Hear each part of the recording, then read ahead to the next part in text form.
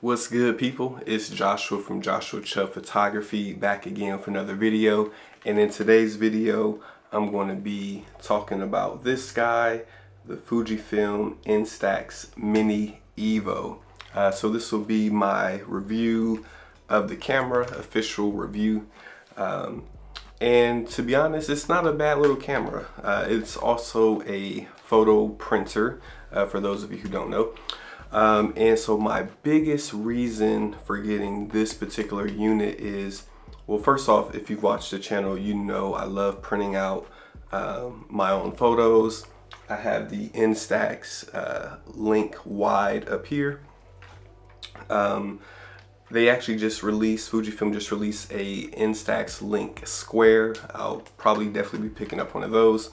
And before I had this guy, I did also have the Link Mini printer, and I've had some of the older ones in the past as well. So I do love the Instax system, and when this came out, you know, I was like, you know, I have to have one because I didn't have the Instax Mini Link any longer, so there was a void for the Mini Film. I feel the Mini Film is the most fun out of the different formats. It's the most cost efficient as well. So it's just, you know, real easy to give to someone on the go. The unit is slimmer, so it's easier to pack in a bag compared to my wide up there. So yeah, when when Fuji came out with this, I'm like, whoa, wow, you can take pictures and print. It's kind of hard to beat. My wife has, you can't see it's off camera, but she has the Mini 11 Instax camera. And so my whole gripe with the other Instax cameras is, one, when you take a picture, it's automatically going to print your photo. And so here's the problem with that. You could have, underexposed the image, or maybe it's not composed or framed right. So you literally just could be wasting film.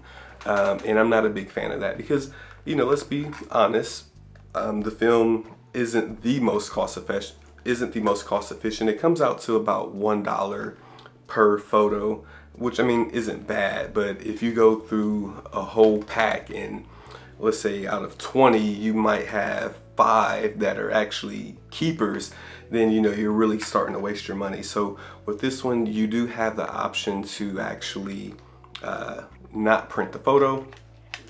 I do love that it has a micro SD card slot, so you can take the images that you shoot on this camera and upload them to your computer, or, you know, whatever it is that you want to do with it. As far as the camera itself goes, don't have really high expectations. So the whole unit itself is $200. Now, as a printer, I mean, it's great. The quality, you know, this has the new Instax Rich mode that I personally like compared to the classic mode. The colors are just a little bit more punchy and vibrant compared to being muted out. So as a printer, absolutely no complaints. The app works really good. I haven't had any problems with the app.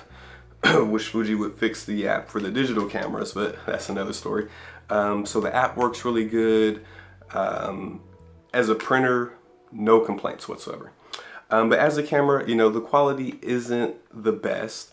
Now, to be honest, I haven't used all of the different modes.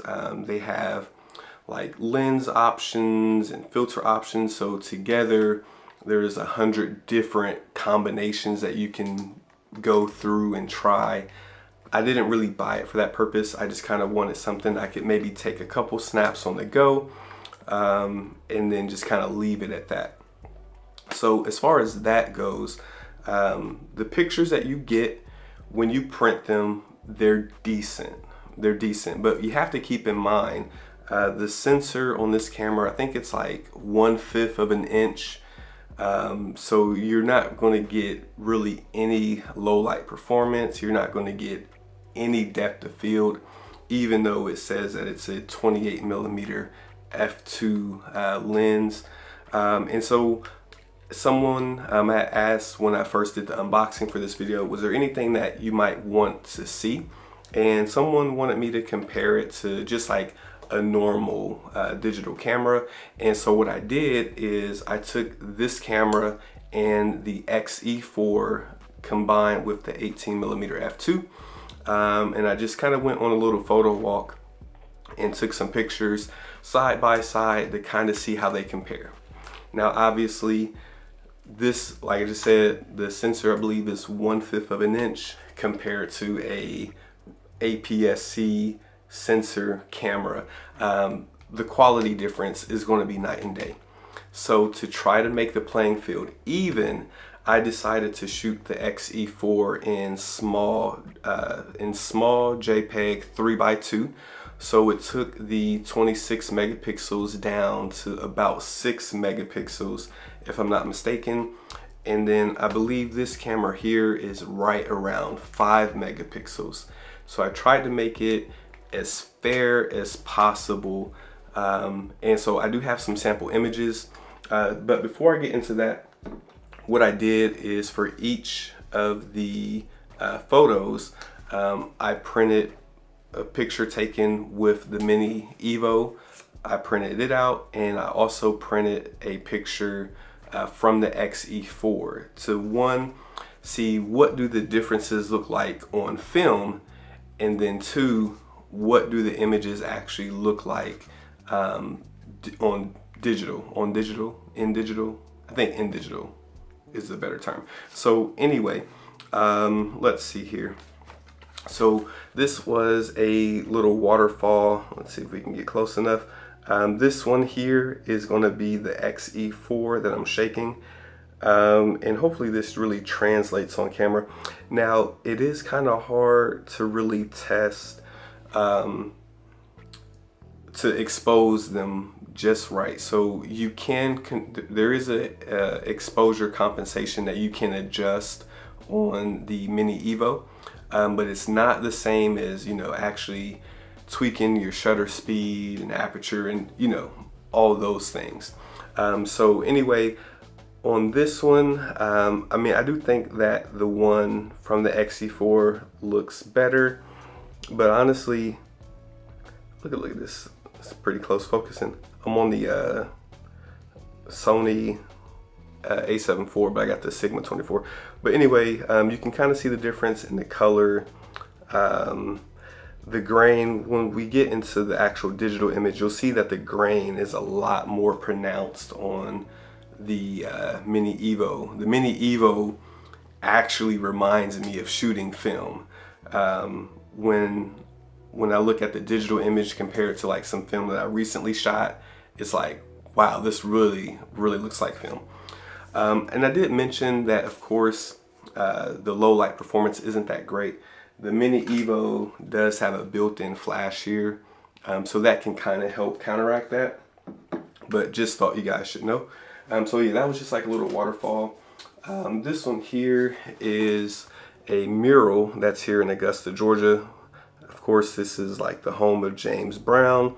This one again is that I'm shaking or moving up and down is on the XE4. I didn't quite expose it properly, so the XE4 is a little bit lighter, a little bit brighter compared to the Mini Evo.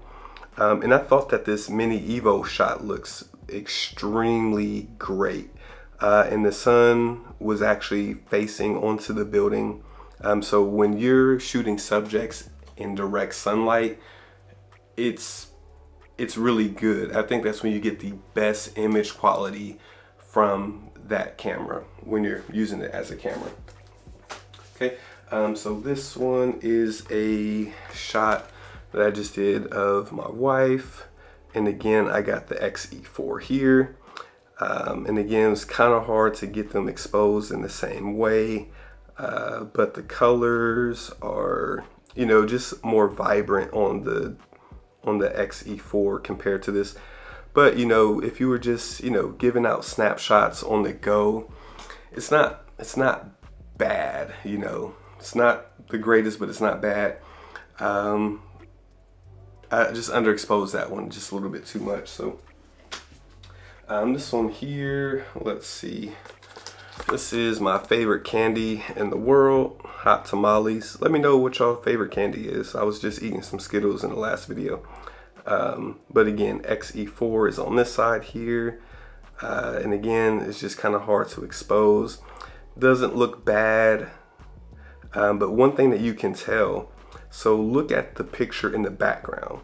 You can see that the words, and you'll see it better when I put up the digital image, but the words in the picture frame are completely blurry on the XE4 or the digital sample versus the Mini Evo.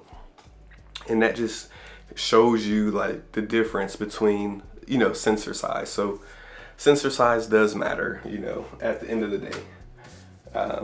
How much it matters to you, of course, is, you know, one thing or another. But and then this one was a picture of me, selfie mode. And these, to be honest, were really hard to tell a difference. I think I probably did the best job of trying to expose on these. And again, this one is the XE4. But yeah, you can see it even looks like I tried to maintain the same framing, but the lunchbox up here by my head is a lot closer, where on this side the lunchbox is like kind of out there to the side. So let's throw up the digital samples. So I'll try to put those up back to back, and then you guys can really just grasp for yourself, you know, what those differences are. So again, this first one here is the bridge that I was talking about, and all of them you'll see the Mini Evo first, and then you'll see the XE4. And you can see there is also a difference in the framing as well. And here's James Brown, and hopefully this is coming through on the video. If you're able to see the sky, the noise is a lot more pronounced. And again, I did overexpose it there. And I shot in JPEG, so I didn't do any edits. So otherwise I would have just adjusted the exposure. And that's me. If you look in the ceiling, you can kind of see that, hey, it is a lot of noise. And then there we go again. My favorite candy. So yeah, look at the blessed sign in the back. So you can see how pronounced it is. And then when we switch over, you know, it's a lot more bokeh that you're going to get from that APS-C sensor. And then again, that one's going to be my wife just in the backyard there. And then on the XE4, and you can even see that the fence is, you know, just blurrier just because we got the bigger sensor there. But yeah, I mean, it's not bad. It does come with a little neck strap as well. So love just kind of chucking it around the neck. Love the silver color as well. Twinsies, oh my goodness. But anyway, so yeah, that's all for this video. Got a couple more videos I'm gonna try to make. But yeah, anyway, I'll catch y'all in the next video. Peace.